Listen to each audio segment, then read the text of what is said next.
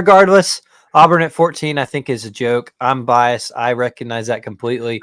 You can't tell me. Yes, they lost to New Mexico State at home. I know. I know. But you can't tell me Auburn Say it at one night. more time for the Alabama fans because they will Look, not be satisfied. I know. But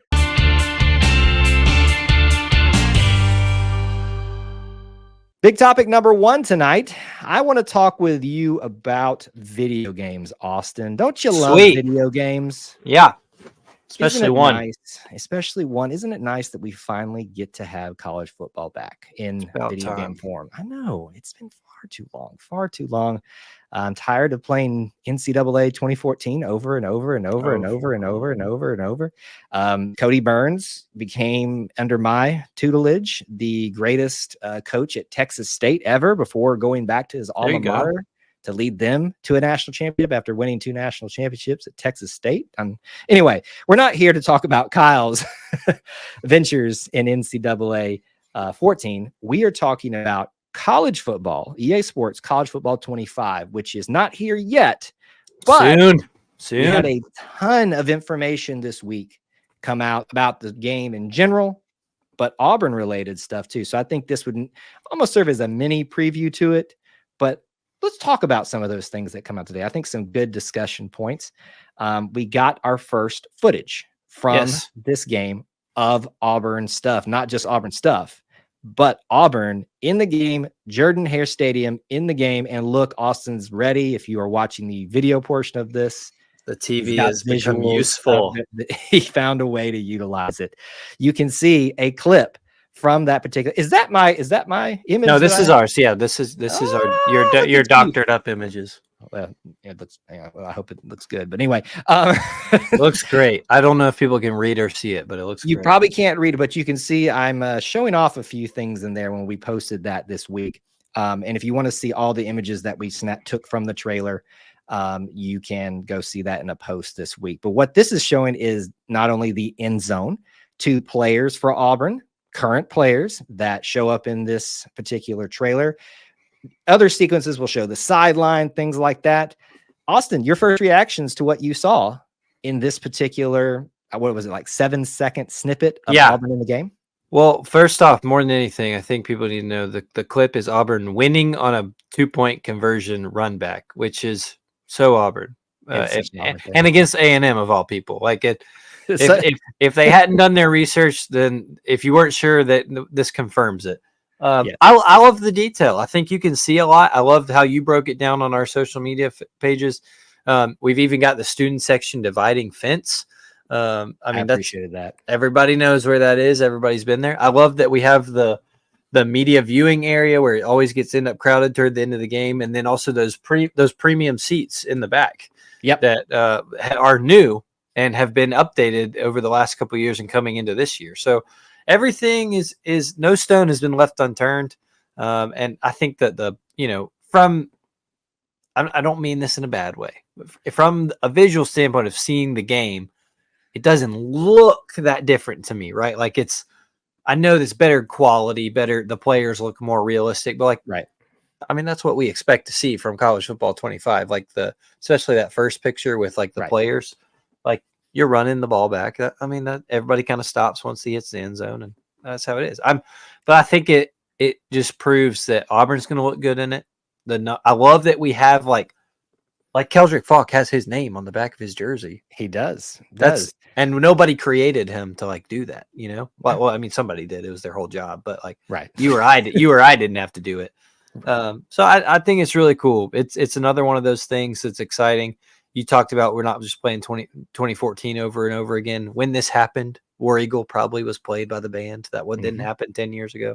Because as we discussed last week, it's in the game. And so it's awesome. It's just another little snippet that gets you even more excited. This is not a critique, but in that same image that we took and pointed some stuff out for you on social media, obviously we point out Keldrick Falk, but they're the second player, I believe, and I did some research to make sure I wasn't mistaken, can only be, especially since the defense scored, Jaron Thompson, new Texas transfer at safety. Wrong number, though. So I don't remember him ever having, I think it's number 30 they have on there. I'm not mistaken. That's right. But I think he's number 1 now. Defense.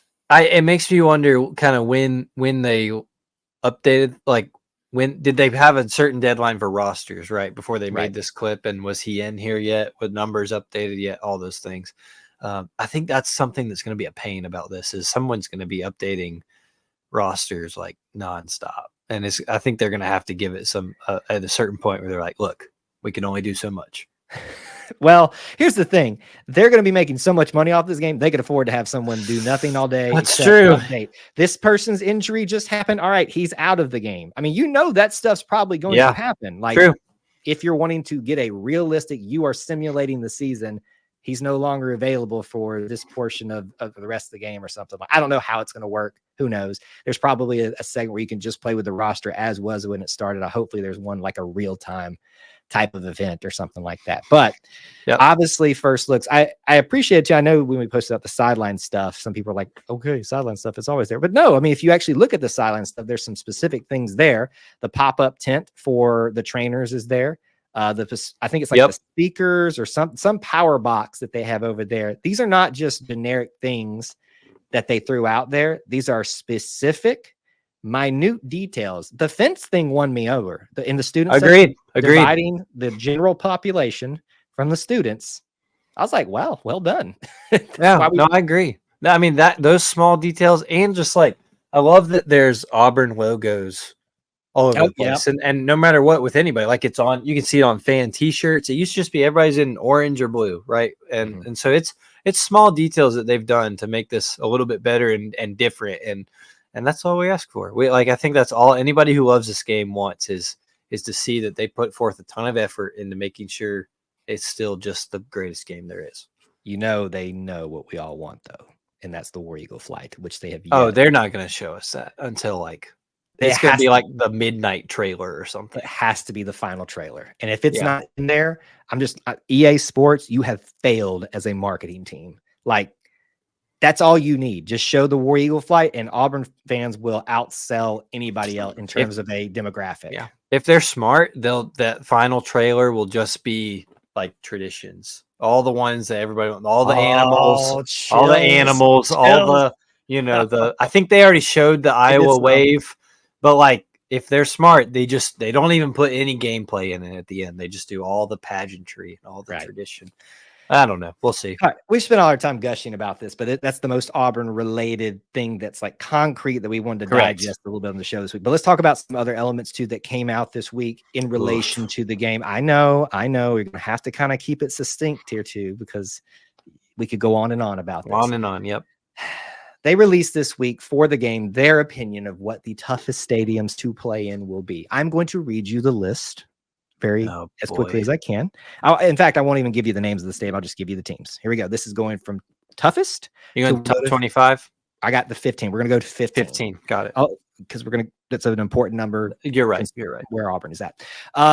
Texas, this is not 1 to 15. Texas A&M, Alabama, LSU, Ohio State, Georgia, Penn State, Wisconsin, Oklahoma, Florida State, Florida, Oregon, Clemson, Tennessee, Auburn, South Carolina. That is 1 through 15. I have thoughts, but I think you are prepared for some, Austin, so I'll let you go. Well, there was tons of controversy, and look, to their credit, there was going to be controversy regardless of what they put out. Like, of course, I mean, everybody's got their own opinion about something. Everybody's got their own team. I don't understand a lot of this list. I'm putting you on the spot. You don't have it right in front of you of what they said they were taking into account, do you? I don't have it in front of me. It was something like home loss record over a certain number of years, like prestige, seating capacity, that kind of thing. Right. I'm sorry. Texas A&M is nowhere close to the number one toughest stadium environment. I'm not putting them in one. I'm not putting them in the top 5.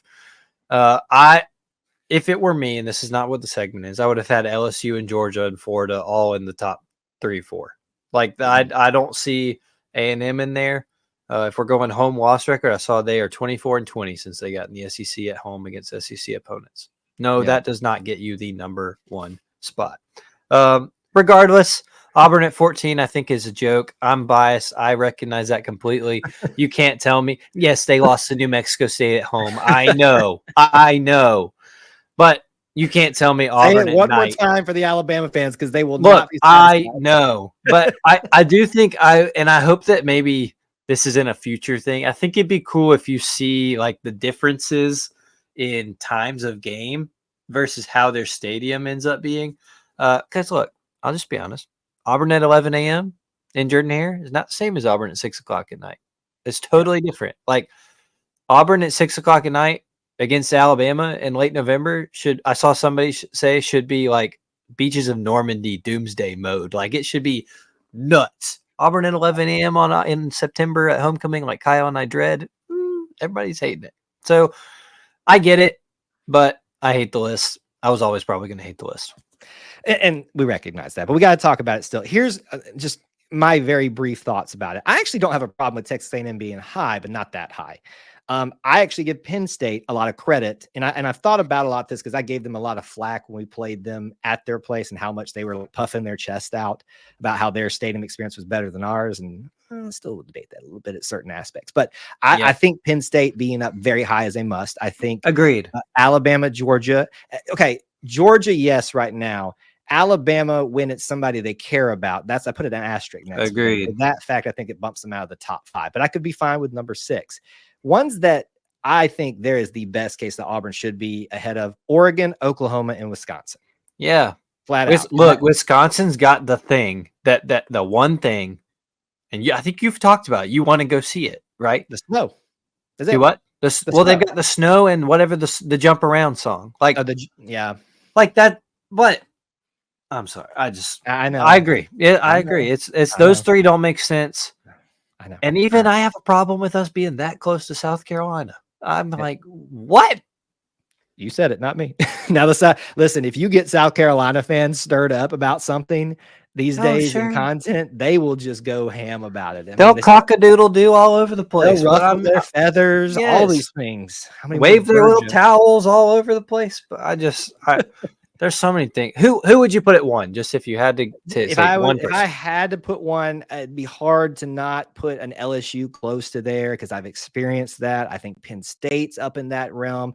Just for argument's sake, I will say LSU. I agree. Where dreams go to die is the saying. So I'll say agree. that.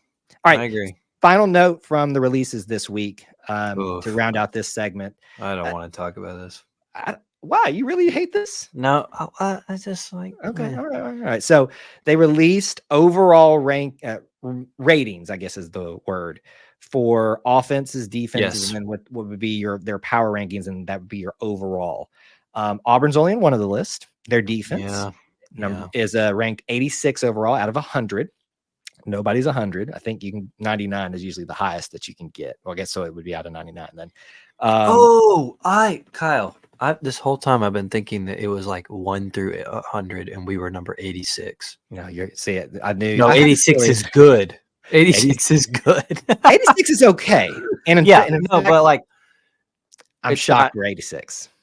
Yeah. Oh, I'm 86 is good when I think about what I did think was happening. I thought we were being ranked. Okay, I'm happier. Thank you. So defense got an 86 overall, which I think put us somewhere in the teens ranking wise on defense. I think I had it written down somewhere. It was makes more sense. 17th overall in the game. We got to do that every time now. Offense, it was not in their top 25 in overall rating. So it will probably be lower. Not surprising. That's true. It will be lower than 83, which was number 25 on there. We were not in the power rankings of their top 25, which would mean your overall will be lower than 87. It could be 87 because you can have multiple peoples at that overall rating. Just Austin, very quickly to round out. So we're going to have an 83 defense, lower than 86 and lower than an 83 offense. If you had to guess Auburn's overall ranking or overall rating for this game with this information, what would you say it's going to be? Well, what'd you say the overall number 25 was? 83? 87 for the overall rating. I'm trying to think, and I'm not good at math, but I'm trying to think 86 and like averaged out to be lower than that. So I'm going to say their offense is going to be like a 74. I don't know. I don't even know. I'm so out of the loop, but I mean, I would think that would put them at like quick math, Austin, like overall of 80. I'm thinking 80. That's what I'm thinking. I think they're going to want to put Auburn at 80, or else you're going to have a certain. No, if it's lower, there's going to be some problems. We riot. we find EA Sports. We charge at dawn. We charge at dawn with Aubie in the lead. Grab your pitchforks. Let's go. Flying on the eagle. Fly the eagle. Fly the eagle now. Dang it. That's the only thing that'll satiate us. If that was a word. I think I mispronounced that word, but hey. We'll go with it. That's what we do 80 sounds, and given going into the year, 80 sounds, about right. But hey, I mean, that just means you got a little underdog if you want their dynasty. If you want to start out there. I'm not going to start out at Auburn. I gotta, you like to work yourself up to your favorite team, but that means they got something to work with. Well, there you go. That's what you got from this past week. Game footage, ratings, and certain opinions about how stadium experiences should be ranked, whether they're right or wrong. All of that is wrong. A nice taste of what you can experience coming up in just a few short weeks. And of course, I'm sure Austin and myself will be in the game.